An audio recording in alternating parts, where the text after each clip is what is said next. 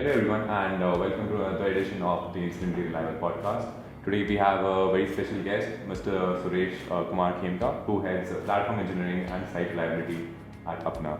Stints at companies like Walmart Labs, then he has also worked at Target, EY, and definitely some work as an individual contributor at Informatica and some older companies. So great to have you here today, sir. Would love to know what an average day as an infra leader for you looks like. Cool.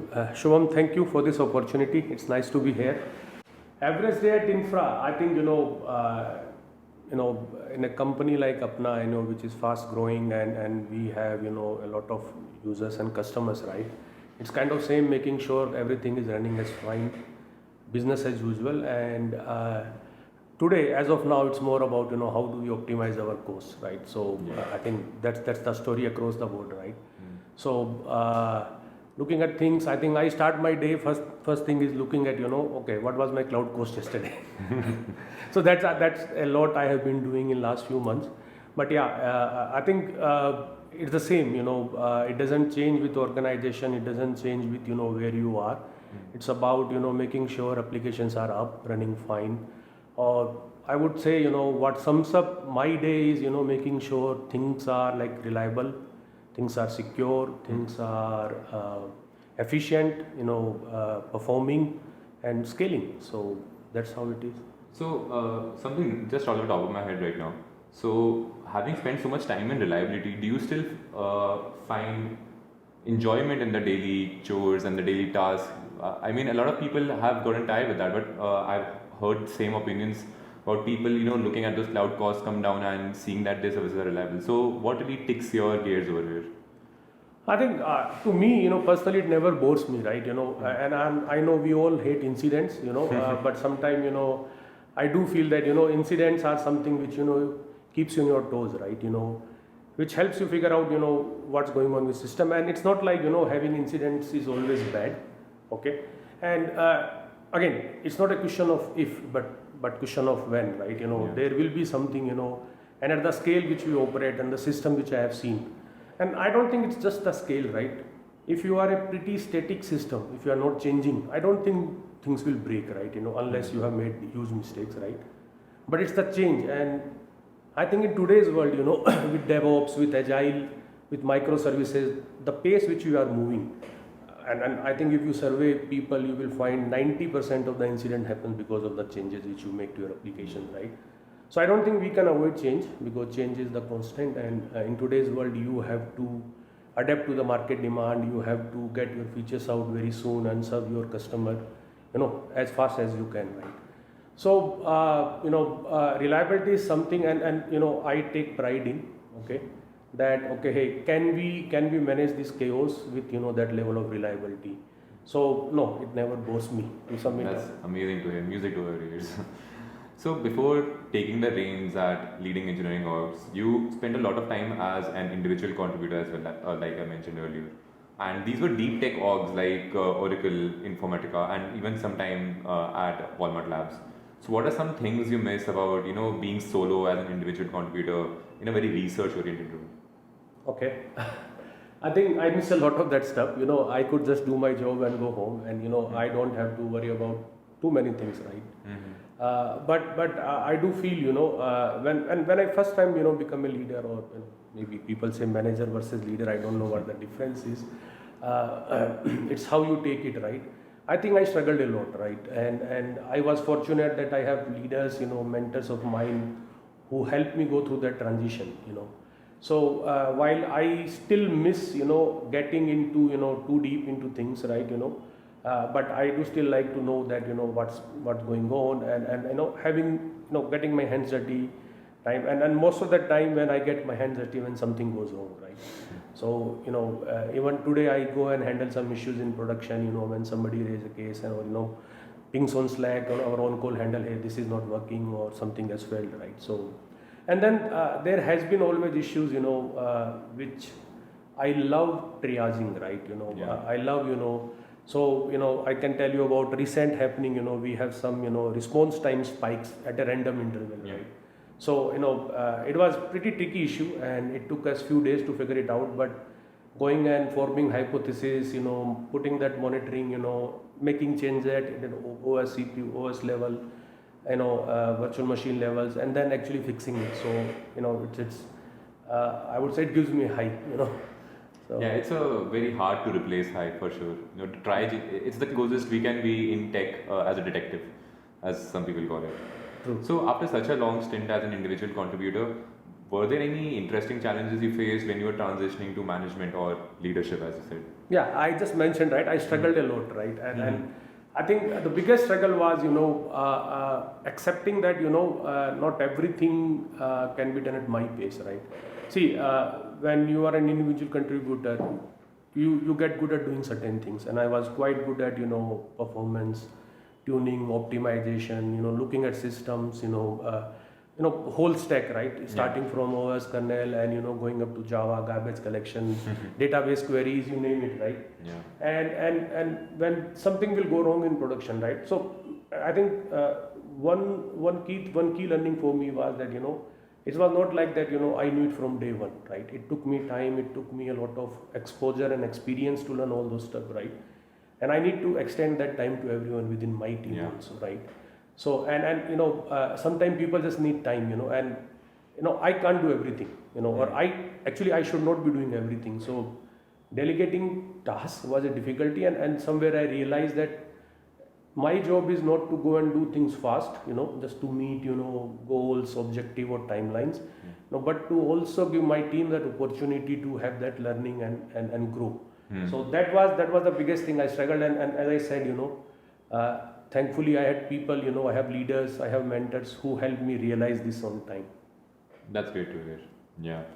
And that's a situation that a lot of leaders find themselves in, that once they realize that there are so many people whose success guarantees my success, that's a mentality that you build over time. But and you're currently leading platform engineering at Apna, which is one of India's fastest growing unicorns. But before this, you were at some organizational behemoths like Target, EY, and Walmart Labs.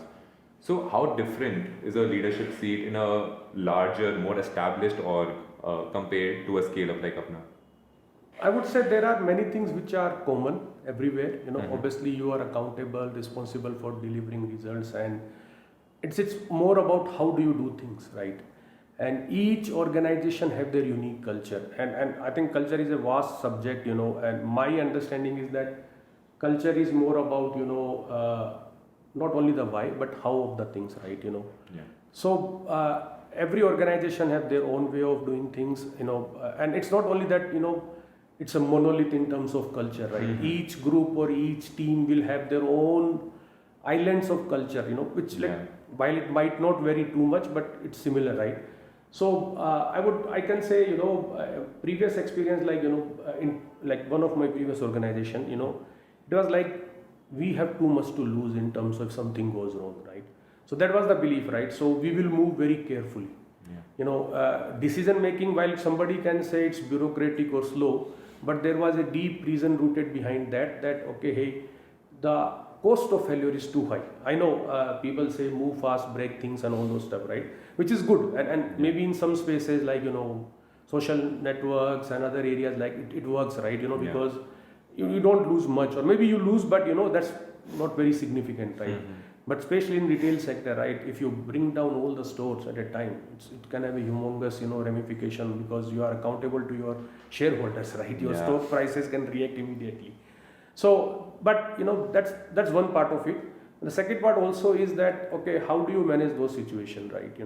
So I think what I have learned across the years is to actually go observe and soak for some time to understand how do we work. Yeah, it's not like that we just have to adapt and get into the same mode, but how can we bring incremental changes? And but how do you work within the system to make it better?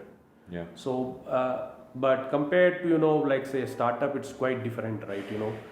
But again, it's the culture which you have to understand. It's the way of working, and it usually shows up in the behaviors, right? Behaviors of people around you, and you learn from them, right? So, and that's how the culture propagates, right?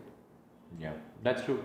And you very rightly mentioned that like the ability to make change is sometimes limited in more established thoughts, but that's probably for your benefit because if one of these changes go wrong, things are much worse than it would be at a startup.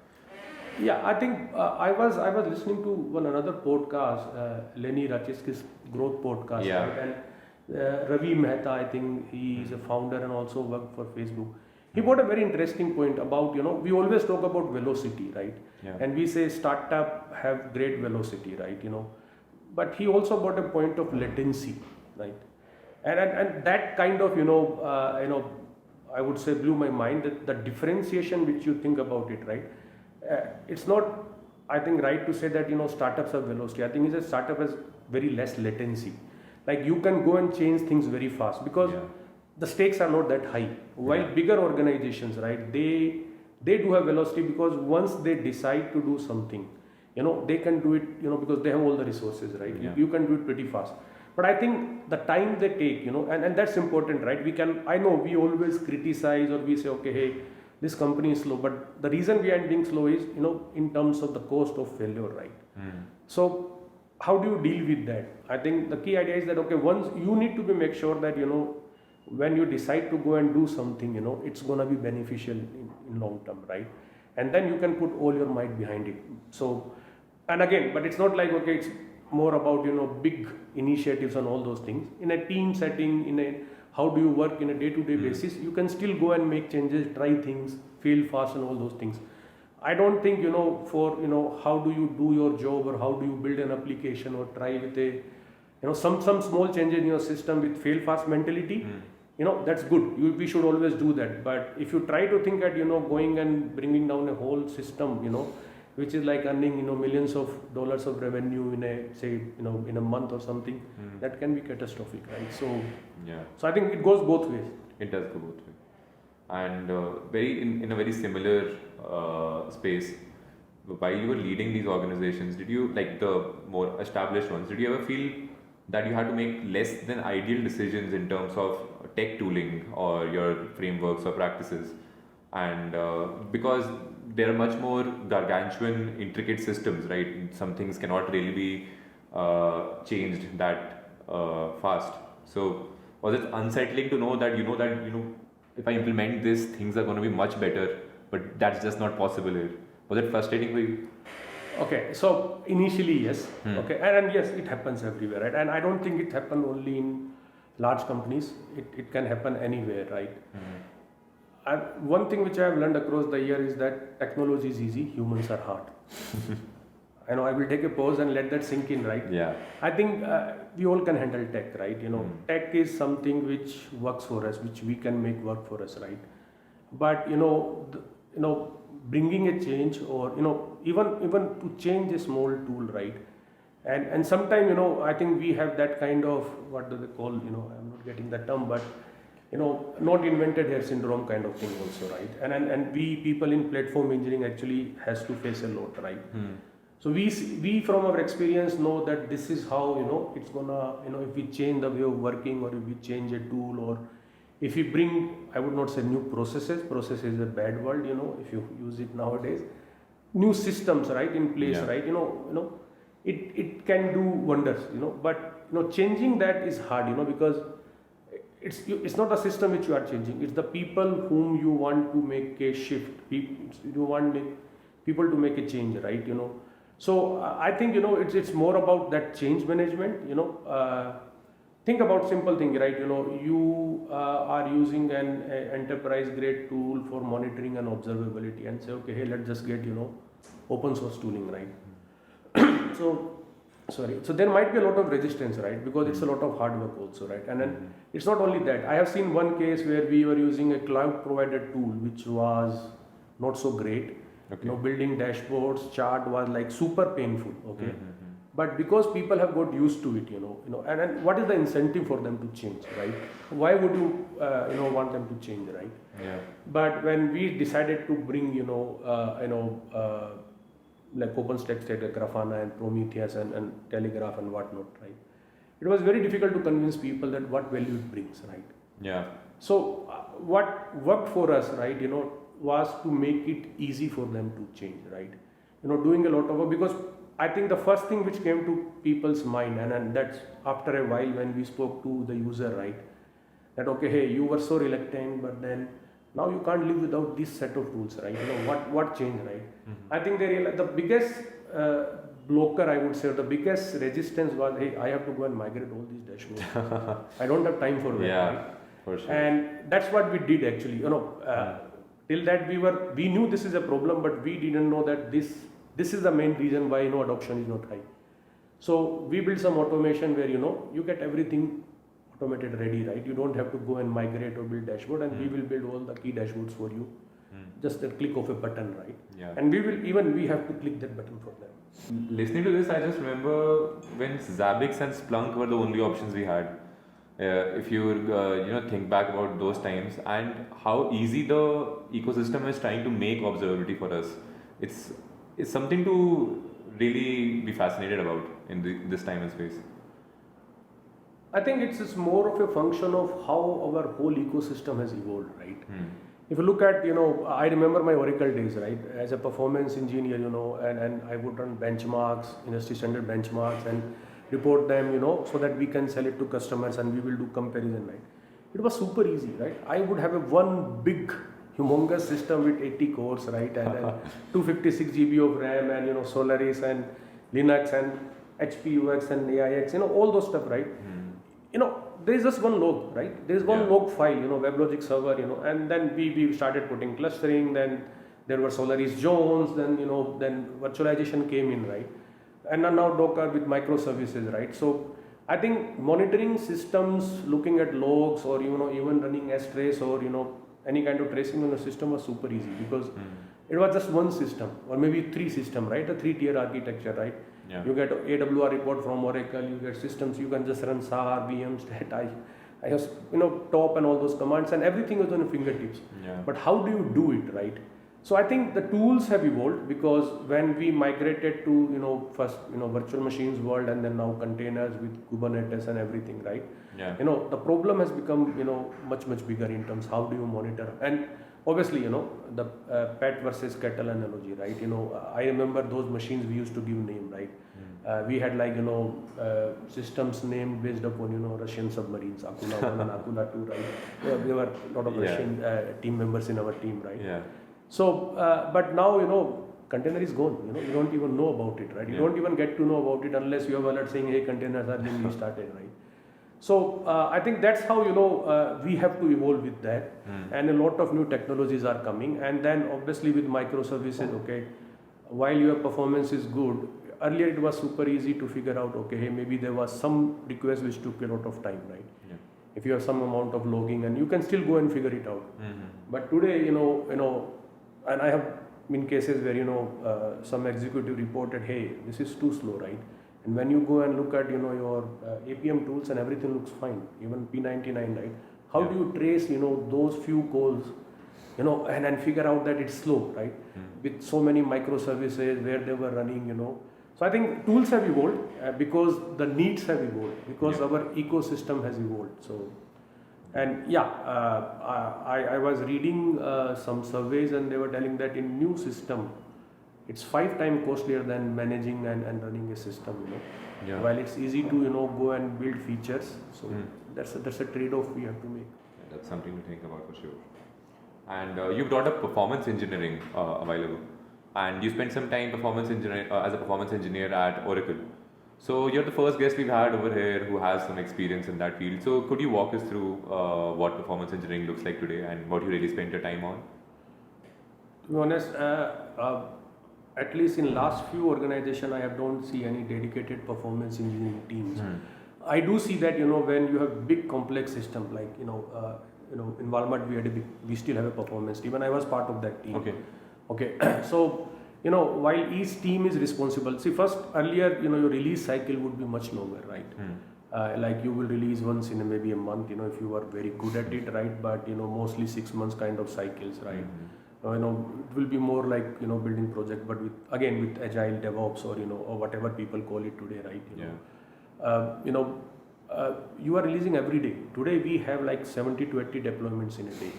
So I don't think you can go and kind of performance test everything. And yes, we have been trying, and I know there are a lot of tools, and I might offend a lot of people that you can do performance testing in your CI/CD cycle. I don't think it's there where it needs to be. Okay. So big release, big changes. Yes, people do performance testing, but at a service or a microservice or at a feature level, I think it's the team who are doing those. And I think earlier the performance testing tools were kind of a niche, right? Load runners. Yeah. I know Mercury, HP, and now I don't know who owns Load Runner, and then Silk Performer. I think they are now part of the same company, right?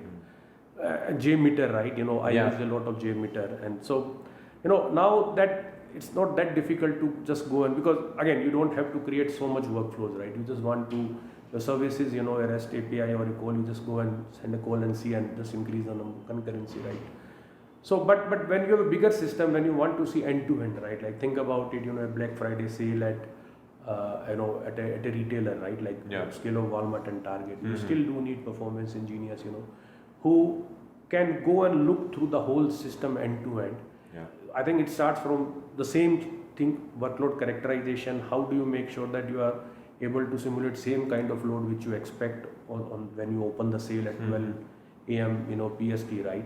And then kind of figure out where the problem is, and it's an iterative exercise also. You fix first bottleneck and then second, right?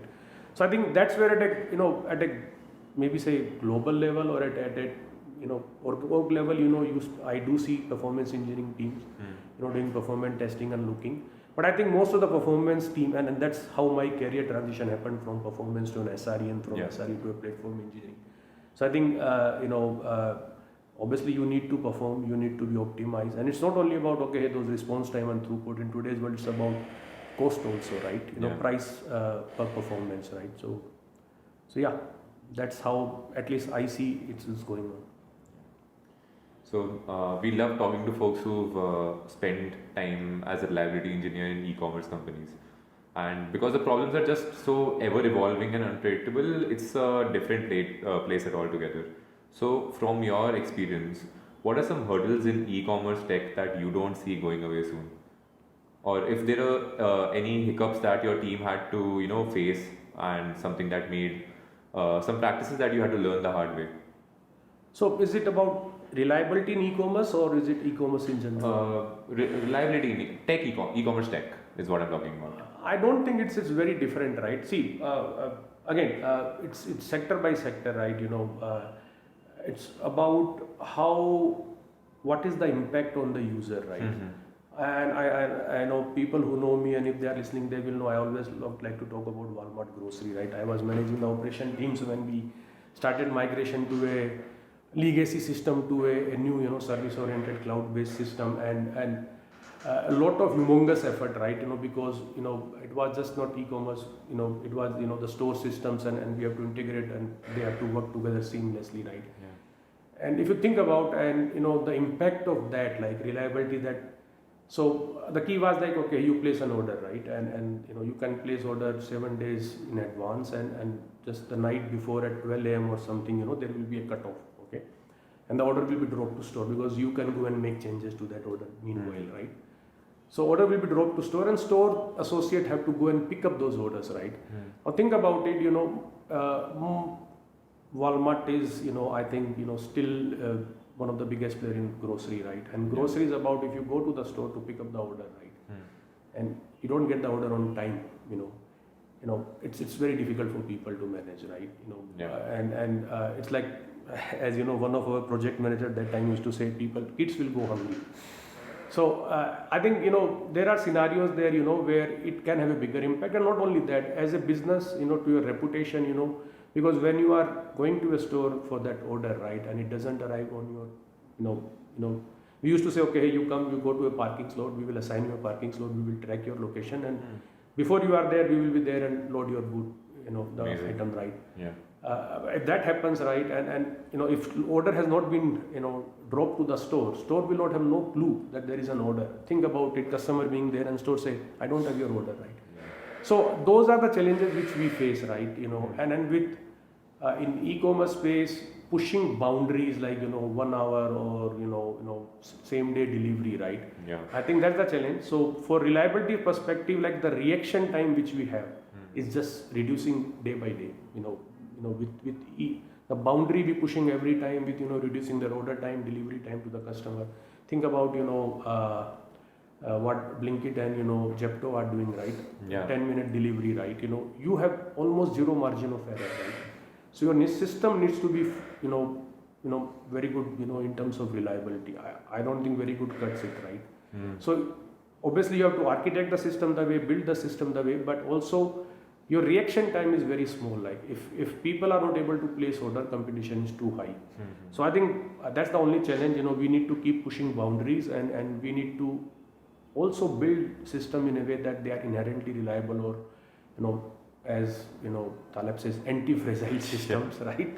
So easier said than done, but I think that's the challenge, right? Not only that, okay, hey, when something goes wrong and how do you react to it, but how do you make sure that you reduce those occurrences of failures. Let's focus on your current stint at Apna now. How different are your reliability requirements compared to e-commerce giants? Like you just mentioned that reliability at e-commerce is one of the hardest places that you could be. So what are your requirements? Do you have a much bigger margin for error? I don't think so. See, our system is like, and I know how my founder put it in my first discussion that hey, if we are down, people are not able to apply for jobs, right? Okay. And maybe even not only that, right? If we have a bug in a certain version of our app, right, and other people are able to apply, that put if you are having that crash on your app at a more disadvantaged position because you are not able to apply, but other people are able to apply, right? So and we are here to level the playing field. So I don't think, see, and yes, but see, it's always a journey, right? It's not like you actually go and build a system which fails, right? But then there are multiple reasons. As I said earlier, change, the pace of change is also one of the reasons why there are incidents or failures in system, right? But depending upon the business, depending upon how you operate, right? Also, like today's world, right, in mobile app economy or digital natives, right? Like notifications, right, or different mode of communication, right? You send emails, you send WhatsApp, SMS, Android RCS, Apple iMessage, whatnot, right? You have so many, and phone notification, right? We send close to 1 billion phone notification in a month, right? To our users, right? It's a big number. So that's the scale, right? And that has, it's not like that we can send them and spread through across the day, right? You have to send them at a very specific time so that you have to get most people to visit and actually and those messages, those notification has to be relevant, right? Otherwise people will just silent your notification, right? Which I usually do with a lot of apps, right? So that's the kind of scale which is very different, but also it brings with the challenge, right? What are the key areas of your system which you cannot afford to fail, right? So for us, our job feed, right? Okay. So it's like your LinkedIn feed, right? But like say you go to LinkedIn jobs and you see jobs, but if that job feed is not showing you the right jobs, right? And it's not only that we just show jobs, right? We also make sure that we show you relevant jobs because that's our USP. But also that if you once you have seen a post on LinkedIn, on Facebook, right? Maybe you interacted with it, you liked it, or you clapped on it, or you supported or commented on it, right? If you are not interested in this, you just scroll past it, right? So we don't want to show them again, right? We want to again, because if you have seen a job and you are interested in it, that means something is wrong. You want some different kind of job, right? And then you scroll and you look at. So we also measure those impressions, and even having those impression system failing, and you seeing a stale feed. When I say stale means you have seen this job, okay, but you are seeing it again, right? That's a big system, and that might not be the same case in an e-commerce system, right? You can push the same items again and again, or maybe because it's other way around. You're looking at few kind of items, apparels, or maybe say and they will show you similar kind of items, right? Or maybe same item again, but the requirement changes here, and this is more like you catching it is difficult. So if job feed fails, you are not able to show a job feed, you will get to know. But how do you make sure that your impressions are right? You are showing the right job feed. So those are a few things which makes it very different, very interesting. And we also have a community, for blue collar workers, right? Great. Which is a very vibrant place where people come and Yeah. exchange ideas, right? And share their achievements. So that's also, maintaining the trust and safety, right? Making sure that, people are not misusing our system, no bullying, no spamming, no fraud, trolling, and all those kind of stuff. So that's also a different kind of, because Yeah. if you post something which is not right and we let it go through a system, it can have an impact, right? Yeah. So I think those are few things which are different from general e-commerce system. There are many more, but I think these two comes to my mind first.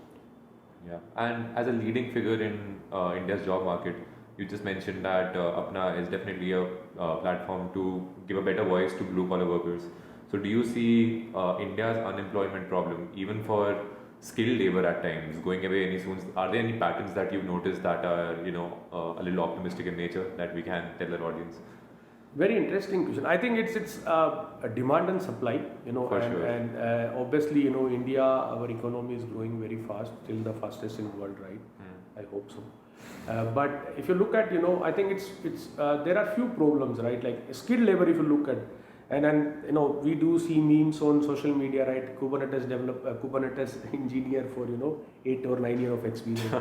So those kinds of JDs, and I think one is the clarity of the roles, and but how do we do it? But the other part is also, right, how do you make it, I think that's what we are trying to solve in Apna, and have some good success, right? Yeah. How do you get match the job with the right candidate, right? Okay. I think that's where the onus is right now on the candidate or on the organization, right? So what we try to help, as we call them HR, right, human recruiters, right, or HR teams of who are hiring those blue collar workers, to make it easy for them. And whenever somebody say platform, the first thing comes to my mind is cognitive load, right? So I think what we are trying to also do, while we don't say it out aloud many times, right, that we are trying to reduce that cognitive load on our recruiters, right? And think about it, skilled labor versus non-skilled labor, right, or blue collar worker, the problem is 10x, right? Yeah. Because of the demand and the supply. So I do see, a lot of changes happening, interestingly, generative AI, kind of promises a lot in this area. Okay. And we have been trying to, fix a lot of issues which we have, how to make our, platform easier for both our employers or recruiters and candidates, right? It is helping us a lot, okay? And I think it can help us a lot, starting from job description, starting from, even, I think if you look at, there was a meme I saw just few days back on LinkedIn. I liked updating my resume. Nobody said ever, right? So I think people have a lot of talent or skills, but how do you put it across them, right? So, and the cycles are very long, right? So I think these new technologies and the way AI can be used, to actually figure out the right match with what is your requirement and what a candidate offers, right? I think that can be a game changer, and I do see that happening pretty soon. Yeah, and you put it very correctly that it's hard finding a match between people. It's very likely that they're skilled, but just that initial contact where they both discover that, hey, this is a good fit for me, this candidate is also good fit for me. I mean, that's the hardest part in the recruitment problem. So that's nice to hear. And just finishing up about Apna now, do you have any amusing anecdotes that give us more insight into the scale that you deal with? You mentioned that you send out about more than 1 million messages every month. So anything else that, like a reliability hiccup that you guys face, that gives us a window into your scale at Apna? Yeah, I think a lot of, if you think about 1.5 years back, we used to have a lot of incidents because we grew very fast, right? And our system was, not built for that scale, and we have to kind of migrate it from a monolithic architecture to a microservice architecture. And I know a lot of people will say, no, not good or bad per se. True, I think it depends, on your need, on your scale, on your requirement, and while we are not totally away from monolith, right, there has been, that was very fragile, right? So when we did that, there were a lot of hiccups, and we still do have, right, at our scale, right, I can talk about one incident, and at 3 a.m. we had an alert, and while people got on the bridge, and we find one of our ingress not working. Okay. and we just spend a lot of time figuring out why it's not working, right? And Yeah. we wanted to upgrade it, but we were not so sure, right? If you make a change to Ingress, right, which all more than 100 microservices depend, Yeah. it can open a can of worms, right? You can't get every engineer and ask them to make changes, right? So we were trying to figure out, while ultimately we have to take a call that hey, business is gonna start, now we have to take that risk and let's do it, right? And everything worked smoothly, and we were like, how can something which has been working for more than a year or so, right, and suddenly stopped working, right? And then we realized our Kubernetes cluster was automatically updated by Google. Yes, miss from our side, we should have Yeah. deprecated APIs and all those things, and in the inside it looks that okay, hey, we should have done that, done this, but we actually couldn't, in the heat of the moment, we couldn't figure out, hey, it's automatically upgraded, right? And then it would have made life much easier Yeah. if we knew that, immediately, and we would have fixed it, right? Yeah. So I could have gotten back to sleep faster, but so These 3 a.m. incidents, they all hit different, don't they? true. As I said, it's not a question of if, it's a question of when, right? So Yeah, so you mentioned that in the past few months you've been really focusing on cost saving strategies in cloud and tooling. So do you have any lesser known tips that you'd like to give to our listeners today? yeah. See, I think while we do say a lot of tools in market, which can actually help you in terms of say just efficiency, right? But there are many hidden areas, right? See, one, obviously, if you have wastage in your environment, right? Like say your CPU utilization for your virtual machines like is less than 10, 20, 30, whatever, Yeah. which you feel, apart from the headroom which you want, or your containers if you have given huge amount of requests and limit, right? So that's more of an efficiency thing. But once you are past that, right, I think you need to carefully look at your overall environment, right? That, how can you go and reduce costs? And there are many areas which I can say, when we started, and it's a iterative exercise. I don't think you can make a project out of it that, hey, I will go and take 3 months and reduce the cost by so much percentage, right? We always have taken an iterative approach, and it has paid well for us because we can't wait for 3 to 4 months to reducing that cost, right? So starting small, but going and iterating over things, looking at areas, and it's like once it reminds me of performance engineering days, right? So you have a system which is a bottleneck, right? Say some database query taking a lot of time. You go and tune that query, then there will be something else which is holding you off, right? Obviously Yeah. your throughput increase, your response times are much better, but if you want to scale higher, there is something else. Maybe garbage collection started happening, or maybe threads are getting saturated, Yeah. whatever, right? So you remove one bottleneck. So or the better analogy is you build a flyover from Electronic City to Silkboard, but then Madiwala becomes your choke point, right? And once you build underpass, then Yeah. Adubadi becomes a choke point, right? So bottlenecks have this tendency, right? You remove one, you then figure out the next one, right? So same way, I think taking an iterative approach, but there are areas where you can actually go and look, which you will never think about the cost in terms of that, hey, can this have so much impact? I think storage, we all believe is cloud storage is cheap, dirt Yeah. cheap. It's not, okay, because it slowly keep on accumulating, right? I can tell you backups can cost you a lot, your disk snapshots, so we have seen, and we use Atlas, MongoDB Yeah. Atlas. It's a managed service by MongoDB, and what we realized very recently is that the backups, the default configuration actually is costing us a lot, which is like almost 30 to 40% of our total cost, right? And Okay. we were able to reduce that. So, but your initial focus is on, okay, hey, is it sized properly? Can I optimize queries? And then once that pie becomes smaller, right, and then that another pie becomes bigger, and then you actually say, hey, this is not fair, right? So obviously, everybody's mileage may vary, and it's not like I am saying you should not have backups, but you should really look at your scenarios and see, okay, what works for you. Yeah. For us in this case, having with a very fast changing system, you don't need backup which are months old, right? So, and then we tune so that we make sure that whatever backup we have, if something goes wrong, we can still recover. Our RTO is less than 5 minutes or 10 minutes, right? So, Yeah. Great. So we have a few questions from our listeners and our inner circle right now. These are very quick points that our listeners would like to know from you. So the first one is actually a pretty fun one. So what's one controversial opinion that you have that you feel people are going to be really debating about? I think when I said technology is easy, humans are hard, right? Yeah. So that's gonna be, and while I believe that, a lot of people don't believe that, right? So I think that's one thing. Again, it's easy to say because we tend to think about solving problem through technology. I think if we also focus on the human angle, that can also pay rich dividends, right? Because it's not only the tech which you have to scale; you have to scale organizations also. Yeah. So and that's very different from scaling tech.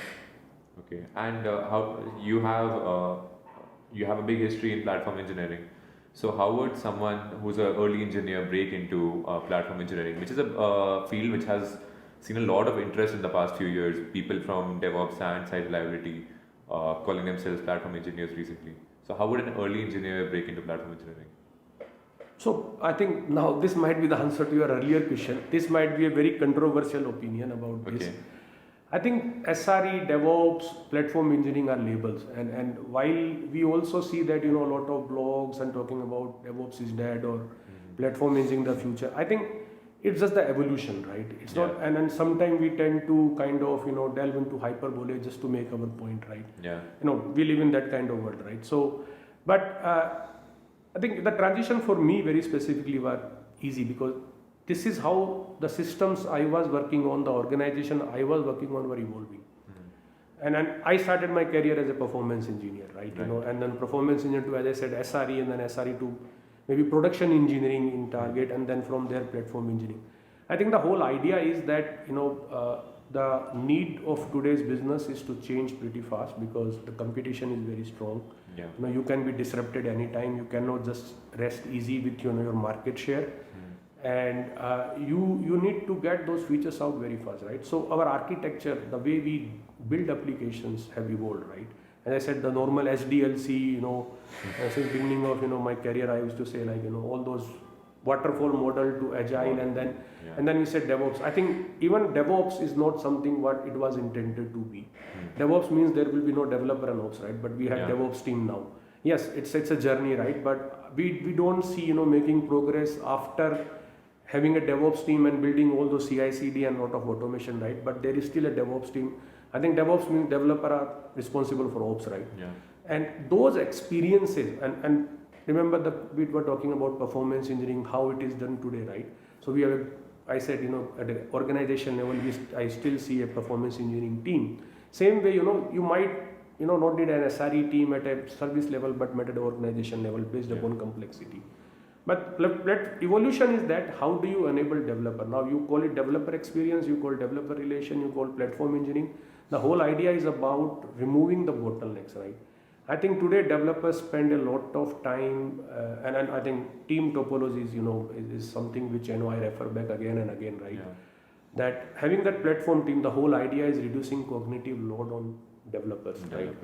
If developer has to worry about, where do I put my logs, where do I, how do I build dashboard, how do I monitor, how do I generate alerts, where is, my streaming solution, like, do I need to care about throttling, there are so many things with developer to think. Yeah. How can we make it easy for them to just focus on building business feature, write that code, and not worry about everything else. I think that's what the direction we are heading in. And while we took those, small pieces away that, okay, hey, don't worry about observability, SRE will be take care. Yeah. Don't worry about deploying your code, building your code, and, seeing it in production super fast. DevOps will take care of that. I think platform engineering is the evolution. We said, okay, hey, how can we reduce that load, right? That cognitive load on the developer so that, time to market is again more faster. Great. It's been an absolute pleasure walking down these 20 years of experience in tech with you, sir. And I would love to end this by asking a signature question. What's the best warroom story you have for us? Okay, there are many, and I would not say best. I think it is the humorous angle, in the and which always gives you that hey, don't take anything for granted. I will not name the organization, but we used to run stress test, okay. To prepare for the biggest event of the year, and like I think more than 200 people will be on that bridge, and we will put enormous amount of load, and to meet the peak, right? And a series of tests, right? And as I said, we will find one bottleneck, resolve with the next bottleneck, so that everything is ready and for that day, right? And one day, we figured it out. What happened? Suddenly, there were some issues, and we said, okay, hey, just let's start this virtual machines for one set of services. Or not virtual machine, basically, the application server for a set of 200, 300 VMs, right? And the restart happened, and we just can't come up because we can't connect to one of our caching server. Okay. And those are very strange, right? Strange in the sense, and that was a miss on our side also, that we were not logging in that system. That why the connection is failing, right? Yeah. But other systems which connect to the same cache, which was the common between those two or three or four systems, they were running humming nicely, right? And we just couldn't figure it out, right? And then we have to build up. We tried for a few, not few hours, but maybe an hour or so, and we figured it out. No, it's not worth it because it's gonna cause a significant damage, in terms of money. So we said, okay, let's build a new server cache and warm up the cache, and we did that, right? And then we were good, right? And everybody, we can go home, right? But the interesting part, which told me, okay, hey, why it could happen, right? Yeah. And then we have like cache sync, right? So obviously the earlier system were running and they were able to connect. Why this system? And everybody was cursing, why are we not logging? And we tried to change, somehow we couldn't figure out because that's an open source technology. Something we missed, right? And that was Friday, unfortunately. So Sunday morning I woke up and I said, let me figure this out. And then I tested, and what we would have done that day, just took a TCP and I figured out somebody had changed the password for the caching server. That was not somebody, a script. Script which changed it. Yes, we were able to figure out then why did that happen, like how come the password changed, and that was not supposed to happen. So we laughed about it, but I think those few hours were like quite tense and very frustrating, that how the hell this could happen, right? How can we figure it out? But there was a big lesson that even when you feel a system is super, it just works, right? You know that it can scale. You should still have your metrics, logs and traces and everything, because these kind of things can happen. If we would have just a log that, okay, hey, there is a 401, right? Written by the cache server, right? We would have closed it out very soon. It's been amazing talking to you today, Suresh, and we'd love to talk to you again as we see Apna scale and grow to even further heights. To all the job seekers out there, if you're looking for your next switch, maybe into reliability or into any other field, do check out Apna, and we'd love to talk to you again soon, sir. Thanks, Shubham. Thanks for having me here. Yeah.